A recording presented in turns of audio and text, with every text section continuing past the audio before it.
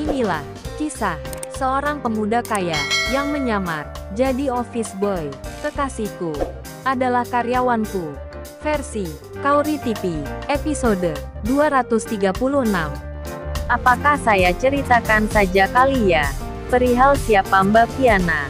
Kata Apandi, yang berkata-kata di hatinya. Tapi kayaknya tidak perlu.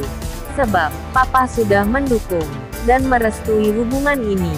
Kemudian, Apandi pun terdiam, dan ayahnya memohon pada Apandi agar identitas Apandi diceritakan saja pada Viana.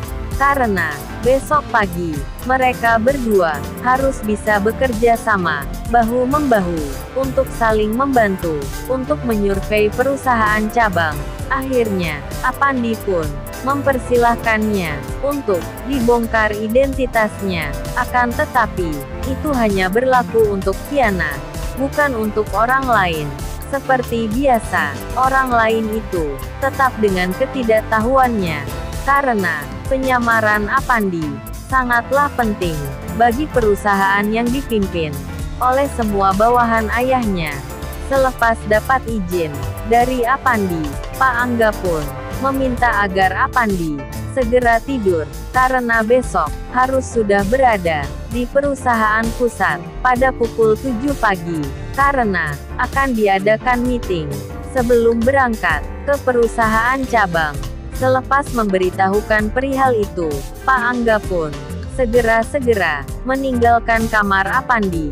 Sementara Apandi, dia masih terduduk dan berkata, "Apa nggak salah? Papa menyuruhku untuk menyurvei perusahaan cabang dengan didampingi Mbak Viana. Ini nggak sengaja kan? Atau memang sudah direncanakan oleh Papa?" Kata Apandi, yang berkata, pelan. "Tapi ya sudahlah, ikuti saja apa yang disuruh Papa," kata Apandi, sambil beranjak ke tempat tidurnya. Sementara Viana, dia masih belum juga tidur, karena masih terpikirkan antara perasaan dan juga mengkhawatirkan perusahaan. Hatinya begitu mencintai Apandi, namun dirasanya bahwa Apandi telah membohongi dirinya perihal pendidikan Apandi. Karena hal itulah, Viana masih memikirkan siapa Apandi sebenarnya. Dia takut kalau Apandi adalah seseorang yang dikirimkan oleh perusahaan lain untuk menghancurkan perusahaan Pak Angga. Itu dan itu yang ada dalam pikirannya, hingga akhirnya, waktu pun sudah pagi, Viana masih belum tidur juga.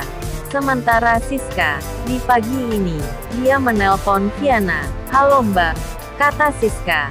"Iya Sis, ada apa? Tumben pagi-pagi nelpon?" tanya Viana.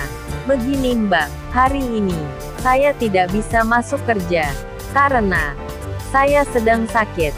Tolong sampaikan ke yang lain, terutama ke atasanku, bahwa aku hari ini sedang sakit, dan tidak bisa masuk kerja hari ini." "Baiklah, nanti akan saya sampaikan," jawab Viana. "Iya Mbak, terima kasih," saut Siska. "Oh ya, emang kamu sakit apa?" tanya Viana. "Kurang enak badan aja, agak menggigil gitu." "Oh ya sudah, kalau begitu, tidak usah masuk kerja, nanti akan saya sampaikan ke bos besar langsung, karena hari ini, beliau akan ke kantor pusat," kata Viana. Siska pun terkejut ketika mendengar hal itu, bahwa sang bos besar akan mengunjungi perusahaan di mana dirinya bekerja, dengan berkata, "Seriusan Mbak, kalau bos besar akan masuk hari ini?" tanya Siska. Dengan begitu kagetnya. "Iya, beliau akan datang hari ini.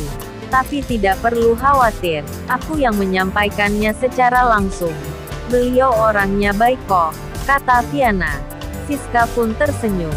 Dia pun ingat kalau Viana adalah karyawan kesayangan sang bos besar.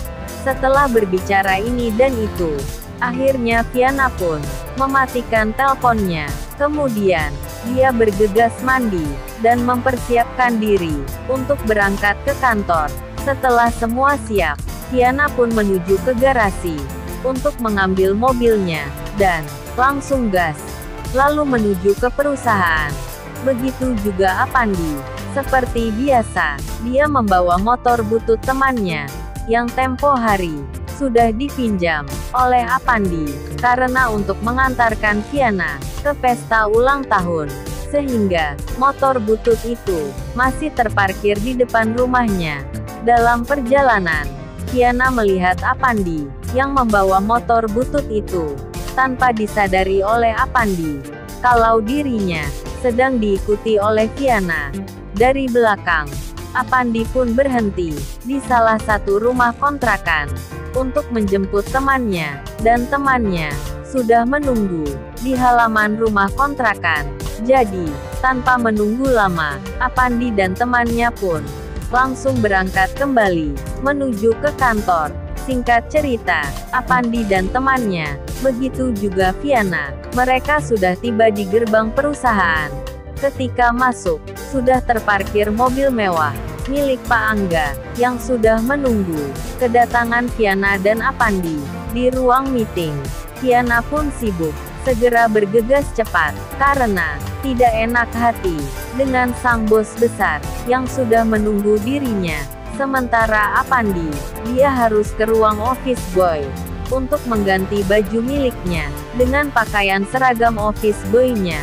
Di lain tempat, Kiana pun telah tiba di depan pintu ruang meetingnya. Di dalam ruang meeting tersebut, hanya ada Pak Angga beserta sekretarisnya.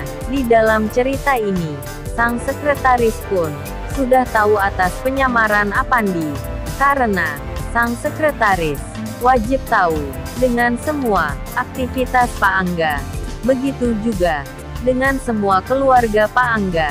Sekretarisnya bernama Puspita Sari, dengan panggilan Sari, yang masih seumuran dengan Kiana. Puspita Sari ini baru bekerja beberapa bulan di perusahaan tersebut sebagai sekretaris Pak Angga. Kiana dan Puspita Sari pun baru pertama kalinya bertemu di tempat ini. Namun, Pak Angga sering bercerita soal kecerdasan Kiana kepada sekretarisnya itu, sehingga sang sekretaris pun iri dengan Kiana. Di saat Kiana masuk ke ruangan tersebut, Puspita Sari berkata dalam hati, "Oh, ini orang yang selalu dibangga-banggakan oleh sang bos besar. Suatu hari nanti akan saya singkirkan dari perusahaan ini. Tidak boleh ada pesaingku di sini.